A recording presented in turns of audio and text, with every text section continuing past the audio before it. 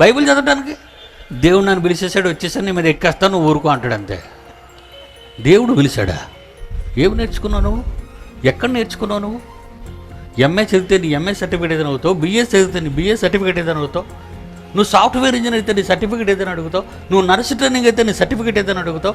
ప్రతి విషయంలో సర్టిఫికేట్ అడిగిన నువ్వు బైబిల్ చెప్పేవాడిని చూసి వాడు అసలు బైబిల్ చెబుతున్నాడా లేదా, ఇవన్నీ కథలు చెప్తున్నాడా అని ఎందుకర్రా మీరు ఆలోచించరు? ఎందుకర్రా మీరు ఆలోచించరు? ఇలా ఆలోచించకపోతే ఏది పడితే అది మీరు నమ్మితే మీరు ఏమైపోతారో తెలుసా? కళ్ళు మూస్తే పాతాళ గుండానికి జారిపోతారు.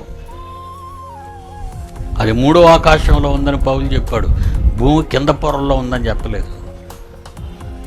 దేవుని పిల్లలారా, దేవుని మాట చాలా విలువైంది. మీరు నేర్చుకోవాలి. 1 నేర్చుకోవాలి, 2 పాటించాలి. నేర్చుకోవాలి, పాటించాలి. నేర్చుకున్న తర్వాత పాటించాలి. పాటించలేదో చాలా ప్రమాదం అండి.